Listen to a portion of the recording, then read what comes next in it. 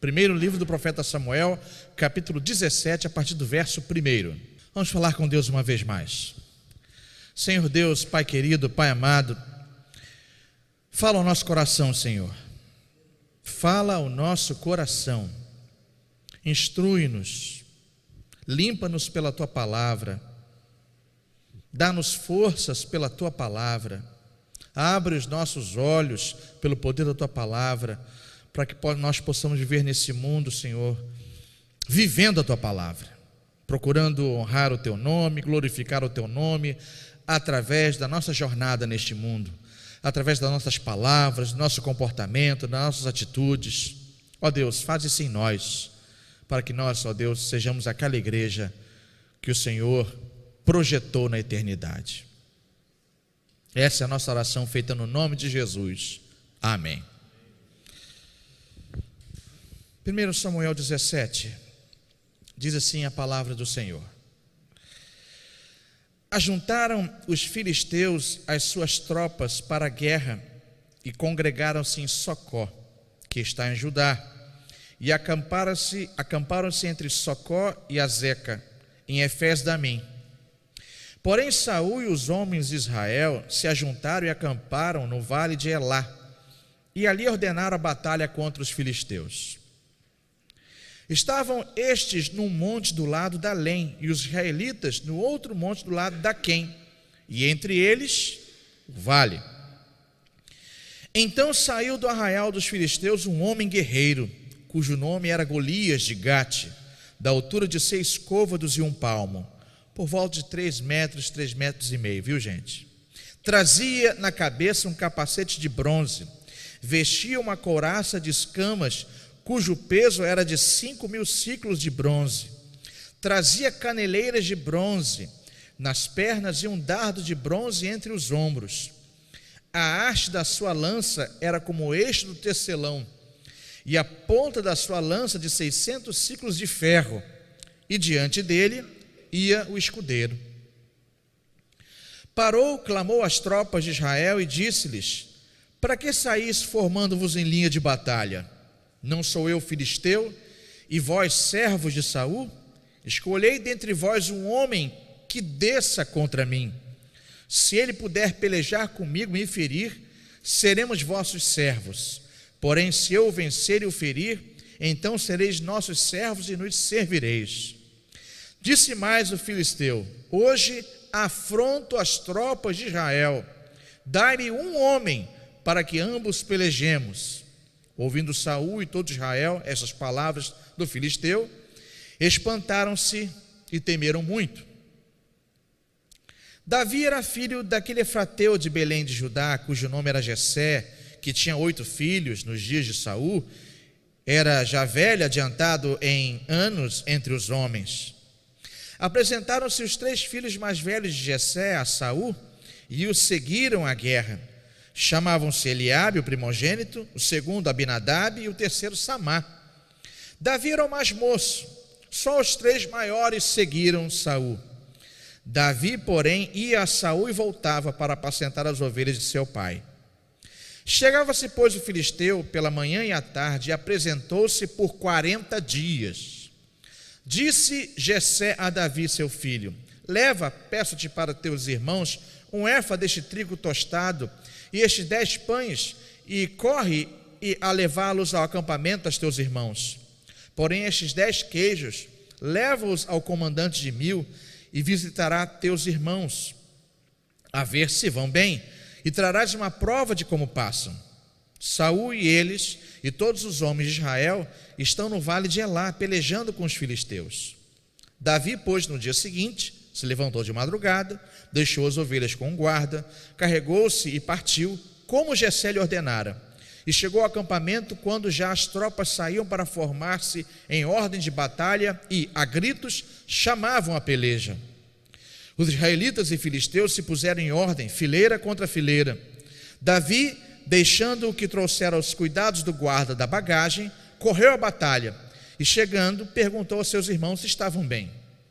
Estando Davi ainda a falar com eles, eis que vinha subindo do exército dos filisteus o duelista, cujo nome era Golias, o filisteu de Gate, e falou as mesmas coisas que antes falara, e Davi o ouviu. Todos os israelitas, vendo aquele homem, fugiam de diante dele e temiam grandemente. E diziam uns aos outros: vistes aquele homem que subiu? Pois subiu para afrontar Israel, a quem o matar o rei cumulará de grandes riquezas, e lhe dará por mulher a filha, e a casa de seu pai isentará de impostos em Israel. Então falou Davi aos homens que estavam consigo, dizendo: que farão aquele homem que ferir a este filisteu e tirar a afronta de sobre Israel? Quem é, pois, este incircunciso filisteu para afrontar os exércitos do Deus vivo? E o povo lhe repetiu as mesmas palavras, dizendo: assim farão ao homem que o ferir. Ouvindo Eliabe, seu irmão mais velho, falar àqueles homens, acendeu-se-lhe a ira contra Davi e disse: por que desceste até aqui? E a quem deixaste aquelas poucas ovelhas no deserto? Bem conheço a tua presunção e a tua maldade, desceste apenas para ver a peleja. Respondeu Davi: que fiz eu agora? Fiz somente uma pergunta. Desviou-se dele para o outro e falou a mesma coisa, e o povo lhe tornou a responder como dantes. Ouvidas as palavras que Davi falara, anunciaram-nos a Saul, que mandou chamá-lo. Davi disse a Saul: não desfaleça o coração de ninguém por causa dele. Teu servo irá e pelejará contra o filisteu. Porém Saul disse a Davi: contra o filisteu não poderás ir para pelejar com ele, pois tu és ainda moço e ele guerreiro desde a sua mocidade. Respondeu Davi a Saul: teu servo apacentava as ovelhas de seu pai. Quando veio um leão ou um urso e tomou um cordeiro do rebanho, eu saí após ele e o feri, e o livrei o cordeiro da sua boca. Levantando-se ele contra mim, agarrei-o pela barba e o feri e o matei. O teu servo matou tanto o leão como o urso. Este incircunciso filisteu será como um deles, porquanto afrontou os exércitos do Deus vivo. Disse mais Davi: o Senhor me livrou das garras do leão e das do urso, ele me livrará das mãos desse filisteu. Então disse Saul a Davi: vai-te, e o Senhor seja contigo. Saul vestiu a Davi da sua armadura e lhe pôs sobre a cabeça um capacete de bronze e o vestiu de uma couraça. Davi cingiu a espada sobre a armadura e experimentou andar, pois jamais a havia usado. Então disse Davi a Saul: não posso andar com isto, pois nunca o usei. E Davi tirou aquilo de sobre si. Tomou o seu cajado na mão, escolheu para si 5 pedras lisas do ribeiro e as pôs no alforje de pastor, que trazia a saber no surrão, e lançando mão da sua funda, foi-se chegando ao filisteu. O filisteu também se vinha chegando a Davi, e o seu escudeiro ia adiante dele. Olhando o filisteu e vendo a Davi, o desprezou, porquanto era moço ruivo e de boa aparência. Disse o filisteu a Davi: sou eu algum cão para vires a mim com paus? E pelos seus deuses amaldiçoou o filisteu a Davi. Disse mais o filisteu a Davi: vem a mim, e darei a tua carne às aves do céu e às bestas feras do campo. Davi, porém, disse ao filisteu: tu vens contra mim com espada e com lança e com escudo. Eu, porém, venho contra ti em nome do Senhor dos exércitos, o Deus dos exércitos de Israel, a quem tens afrontado. Hoje mesmo o Senhor te entregará nas minhas mãos. Ferir-te-ei, tirar-te-ei a cabeça, e os cadáveres do arraial dos filisteus darei. Hoje mesmo às aves dos céus e às bestas feras da terra, e toda a terra saberá que há Deus em Israel. Saberá toda esta multidão que o Senhor salva não com espada, nem com lança, porque do Senhor é a guerra, e ele vos entregará nas nossas mãos. Sucedeu que, dispondo-se o filisteu a encontrar-se com Davi, este se apressou e, deixando as suas fileiras, correu de encontro ao filisteu. Davi meteu a mão no alforje, tomou dali uma pedra e com a funda lhe atirou, e feriu o filisteu na testa. A pedra encravou-se-lhe na testa, e ela caiu com o rosto em terra. Assim prevaleceu Davi contra o filisteu com uma funda e com uma pedra, e o feriu e o matou. Porém não havia espada na mão de Davi. Pelo que correu Davi, e lançando sobre o filisteu, tomou-lhe a espada e desembainhou-a e o matou, cortando-lhe com ela a cabeça. Vendo os filisteus que era morto seu herói, fugiram. Creio que a gente pode parar por aí. Foi uma leitura um pouquinho extensa, do versículo 1 ao versículo de número 51, e eu creio que nós podemos dar uma paradinha aí. Meus amados irmãos, se nós tivéssemos uma outra comunidade, só a leitura desse texto já era o sermão. A igreja já estava efervescendo. Mas a igreja vai efervescer pela palavra do Senhor, pela reflexão nela, pelo estudo nela, porque assim nós somos. Assim nós somos. Nós somos conhecidos pelo povo que estuda a palavra, que a disseca, que a esmiuça para a glória de Deus e para que essa palavra se transforme em força e vigor para cada um de nós. Irmãos, a igreja, o povo de Deus, a nação, sempre sofreu afrontas ao longo da história.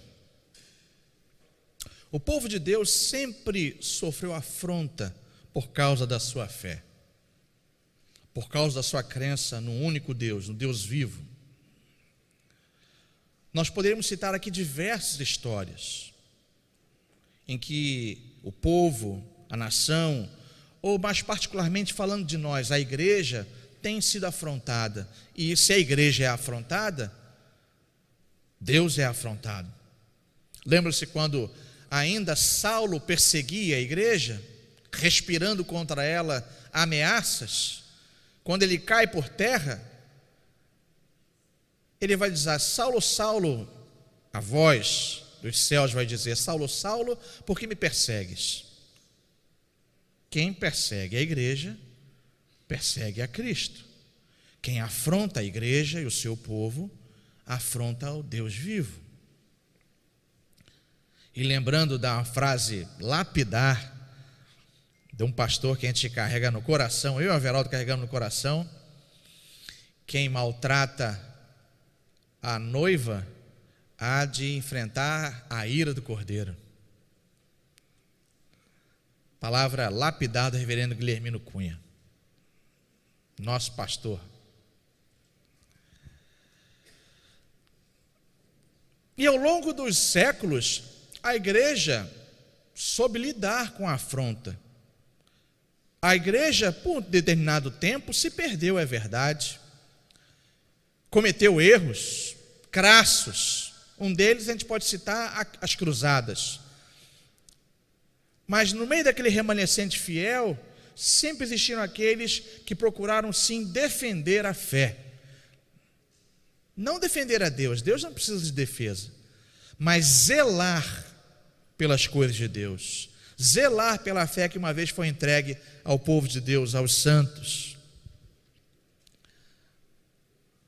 No determinado momento, século 17, 18, se levantaram aqueles que foram denominados puritanos. Hoje esse é um termo muito pejorativo, muito mal entendido, e depois da nossa última reunião do Supremo Concílio, essa palavra ainda ficou com uma pecha, ainda com uma conotação ainda um pouquinho pior. Mas no nascedouro desse movimento eram homens sérios que procuraram e procuravam trazer a igreja, que já estava se perdendo logo após a reforma, trazer a realidade de pureza novamente, pureza no ensino, pureza na moral, pureza nos comportamentos, e foram conhecidos como puritanos. É um movimento que, se ele não tivesse respondido à afronta vivida no momento, eu quero dizer a você com toda certeza que nós não estaríamos aqui hoje. Eles foram homens usados tremendamente por Deus, naquela época, naquele contexto. Existem livros que os denominam como gigantes de Deus, gigantes que caminharam por sobre a terra, gigantes da fé. O O catecismo maior que nós lemos, o breve catecismo e a confissão de fé de Westminster, os símbolos de fé da nossa igreja, foram produzidas pelos pais puritanos. Gente que considerou a Jesus e ao Senhor como seu maior quinhão, sofrendo até danos da sua própria vida. Depois de comentar isso tudo, eu sinto falta, nesse tempo, de protesto na igreja que se diz protestante. A nossa fé continua sendo afrontada, isso não é novidade. Com cada vez mais requintes de afrontas, de deboches, de escárnio.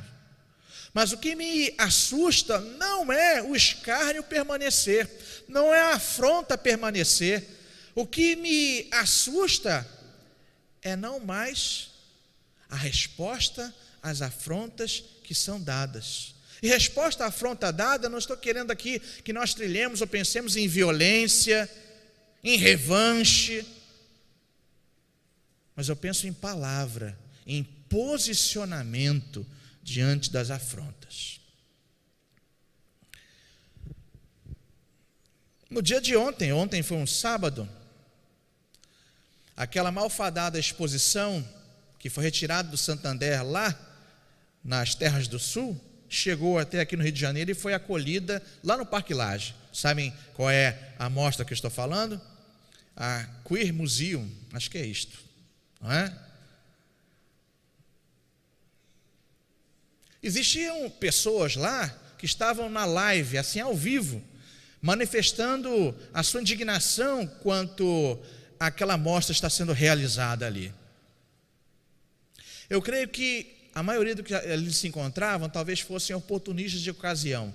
Afinal, nós estamos em época de eleição. Talvez tivesse ali gente bem intencionada. Mas o fato, irmãos, esquecendo essa mostra, a fé cristã, ela tem sido sim afrontada na TV, programas humorísticos, em cartoons, de diversas formas. E há quem ache graça, e há quem ache engraçado e até ri com as piadas. Meus amados irmãos, existem aqueles que dizem: nós não devemos ser assim tão duros, os tempos são outros, não podemos ser intolerantes. Mas é desta forma que a igreja vai se perdendo. É desta forma que muitas outras igrejas, e até mesmo o berço da reforma protestante, hoje, caminha de forma pífia, fraca, esquálida, a igreja de Martinho Lutero. A reforma de Martinho Lutero. E se nós caminharmos e pensarmos dessa forma, a gente vai se enfraquecendo também aqui. Porque na verdade, pastor, não é bem assim. Pastor, você está sendo muito rígido. Pastor, não tem nada a ver. E é assim que nós vamos deixando que os marcos antigos sejam removidos. A gente tem que tomar cuidado. Nós temos que tomar cuidado e perguntar: para onde foi o nosso espírito de indignação diante destas coisas? De onde foi, ou para onde foi o protesto, já que nós nos denominamos como protestantes? O texto claramente fala de afronta. Aquele gigante Golias, enorme, a quem o texto diz que era guerreiro desde a mocidade, ele afrontava a nação de israelita, afrontava o Deus de Israel. Não, pastor, aqui está dizendo que afrontava os exércitos. Mas quem mexe com o povo de Deus, mexe com Deus. Quem afronta o povo de Deus, afronta o próprio Deus vivo. E parece que uma espécie de comportamento estava aqui também presente, porque nenhum homem se indignava. Ninguém partia para resolver a situação. Nem o próprio exército. Quando Davi quando vai levar o lanchinho para os irmãos, ouve, o coração daquele jovem vai ficar indignado. Ele vai procurar saber quem é esse, que fica lançando impropérios contra nós, contra o nosso povo, contra o nosso Deus. E aí o povo só fala o seguinte: olha, aquele que venceu de gigante, casa, comida e mulher. É isso que Deus diz. Só não falou em sogra. Devia ter também, não é? Olha, prêmio, bônus, dinheiro. Mas tá bom, e aí? Só repetiam a mesma informação. Mas e aí? Independente de ganhar algo, quem se apresentava? Davi se apresenta. Com uma santa indignação ele se apresenta. E diante dessa santa indignação, eu queria pensar em alguns pontos aqui nesta noite, que a gente pode colocar em prática, sim, contra tudo aquilo que afronta a nossa fé, falando de fé, a nossa confissão. Mas se você quiser aplicar também contra determinadas situações que afrontam você na sua fé com o seu Deus particular, você pode aplicar também. Que Deus fale ao seu coração. Que o Espírito fale ao seu coração. Primeira coisa que eu queria pensar aqui, nesse texto, falando de indignação, igreja, não percamos o nosso espírito de indignação. Versículo de número 26. Quem é, pois, esse incircunciso filisteu para afrontar os exércitos do Deus vivo? Entenda a indignação como um santo zelo para as coisas de Deus. Volto a dizer, nada de revidar, nada disso que você vê nas redes sociais, né? Eu já estou com saudade da guerra agora que chegou esse período de eleição, estou com saudade da guerra entre calvinistas e arminianos. Era mais gostoso, até era mais engraçado um pouquinho.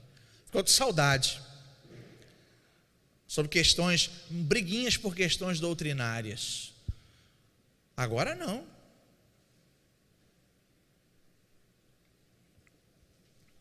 Onde está o nosso espírito de indignação quando a nossa fé é afrontada?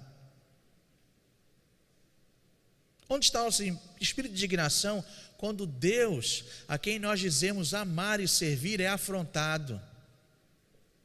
Onde está o nosso espírito de indignação quanto à pessoa de Cristo, quando Ele é afrontado, quanto o meu e o seu Salvador é afrontado, ridicularizado, aquele que derramou o seu sangue por você e por mim, aquele que não deixou e não permitiu que nenhuma força no mundo nem no universo o impedisse de se esvaziar, de se fazer homem por amor a você e a mim,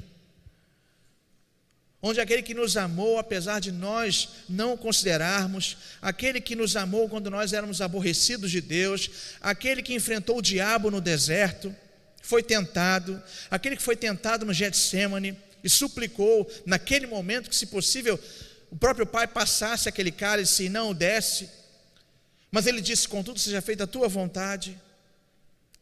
E o que Deus fez naquele momento, você vê isso no Evangelho de Lucas, é enviar um anjo para o consolar, o confortar e o preparar para os momentos duríssimos que se seguiriam, de escárnio, de violência, de abandono até mesmo pelos seus.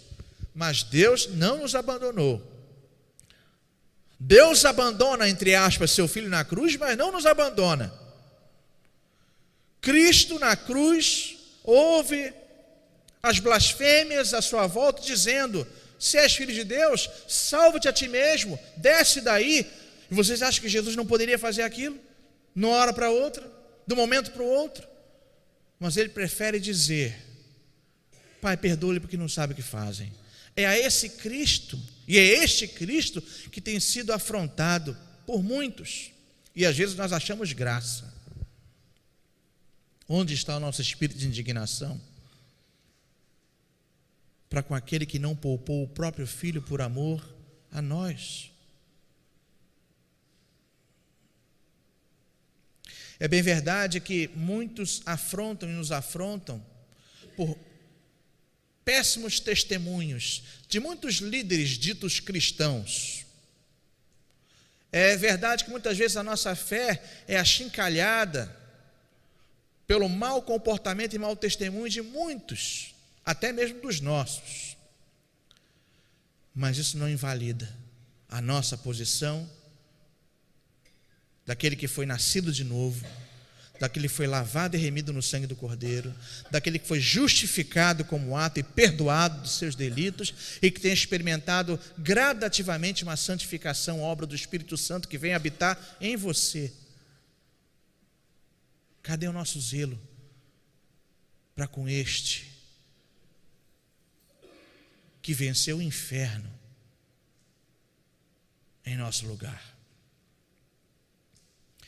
Amados irmãos, não percamos o nosso espírito de indignação, não, mas pautados na palavra e com firmeza, que nós possamos dizer a todos a razão da nossa fé. E volto a dizer, só existe uma igreja hoje porque muitos se indignaram santamente no passado e se posicionaram. Por isso nós estamos aqui. Em segundo lugar, você pode pensar, mas pastor, como eu vou poder fazer isso? Eu quero que você se considere como o Davi, pequeno, ruivo, alguém que nunca vestiu uma armadura antes. Quero que você se veja dessa forma. Pastor, como é que eu vou me tornar de uma hora para outra, de repente, um apologista, um defensor da fé? Quero te dizer e te convidar a não desprezar as capacidades que você já tem.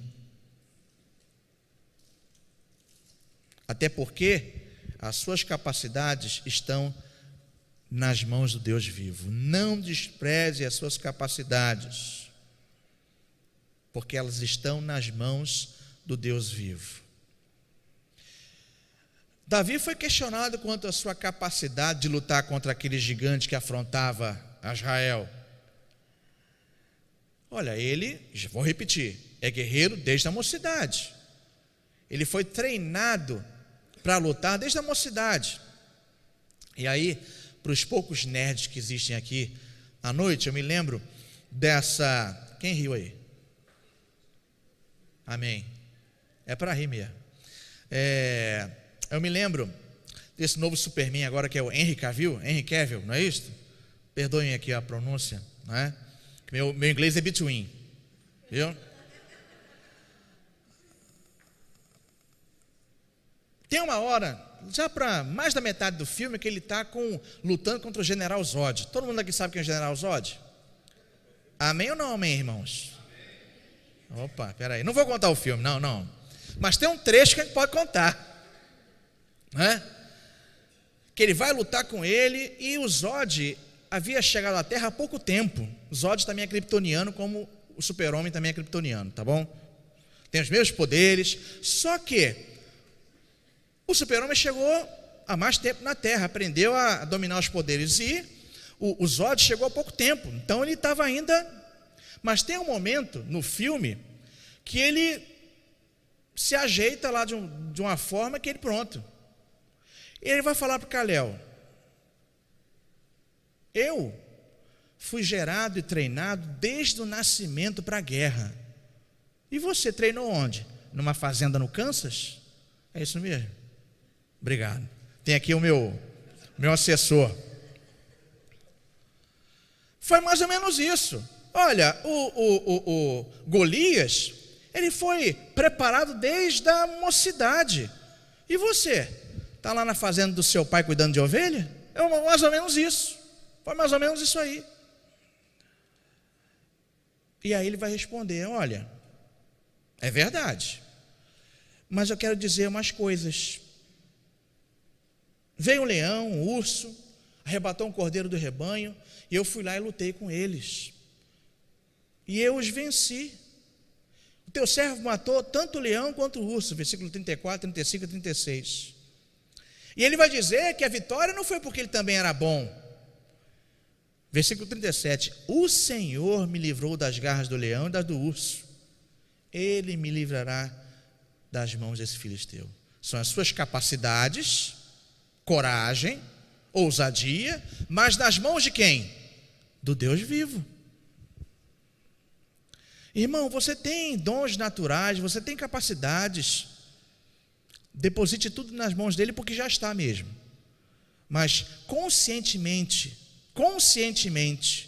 saiba que as suas capacidades, que o seu intelecto, que os dons naturais que você tem e os sobrenaturais que você recebeu desde o dia da sua conversão, porque ele nos concede talentos espirituais, use-os para glorificar o seu Deus e para não permitir que a sua fé seja afrontada, envergonhada. Amém?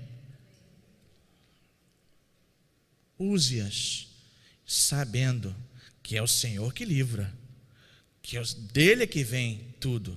Tudo vem das mãos do Senhor. E do que é teu, nós lemos aqui agora, na época do momento da consagração.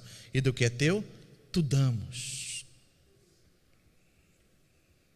Use os seus talentos para glorificar Deus, o Deus vivo. Terceiro e último lugar, nesta peleja, nessa santa peleja, sabendo disso, não lute como se estivesse sozinho. E saiba, toda luta que você travar, sendo uma luta digna, sendo justa, essa luta, ela é do Senhor. Diz aqui o texto: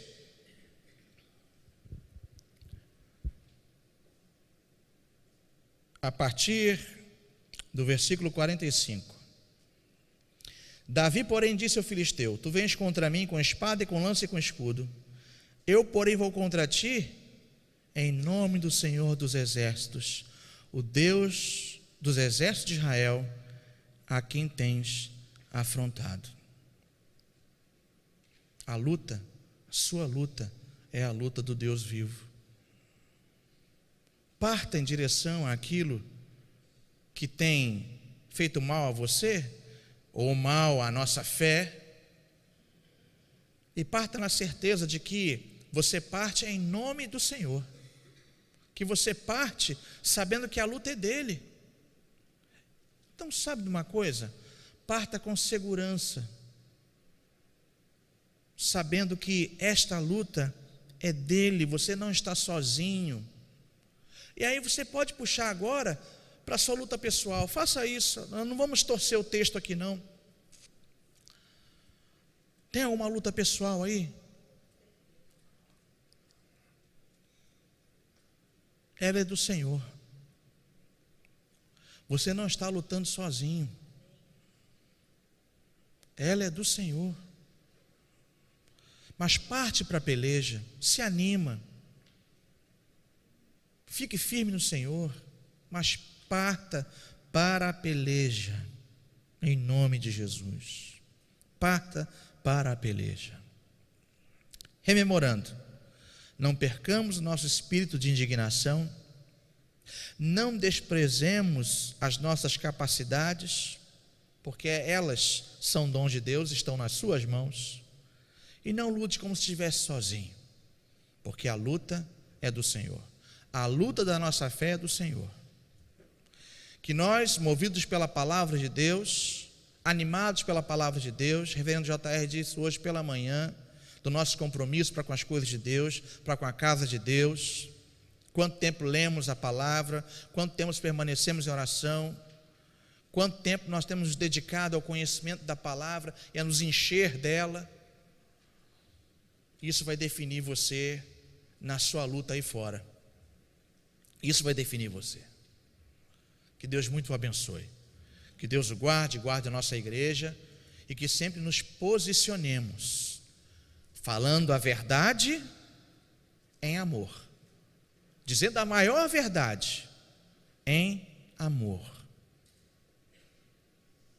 Falando de verdade, vocês já ouviram falar aqui no chamado dicionário Oxford?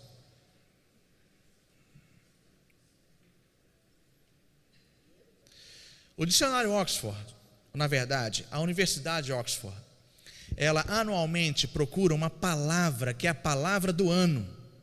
Pode procurar isso aí no Google. Bota assim, Oxford, palavra do ano. E a palavra do ano de 2016, que segundo eles definiu o ano 2016, foi o termo pós-verdade. Pós-verdade, ou seja, não existe mais uma verdade. Existem muitas, mas uma verdade absoluta não mais existe. Sabe o que isso quer dizer? Que as nossas universidades têm se transformado em centros de pós-cristianismo, pós-cristãs, pós-verdade. Irmãos, nós não podemos ficar parando para cheirar as rosas. Nós não podemos parar e deixar as caravanas passarem. Olha que frase tão antiga, nem é da minha época, mas a gente não pode. Pense nisso e posicione-se com amor, mas totalmente firmado na verdade. Que Deus nos abençoe, no nome de Jesus. Amém.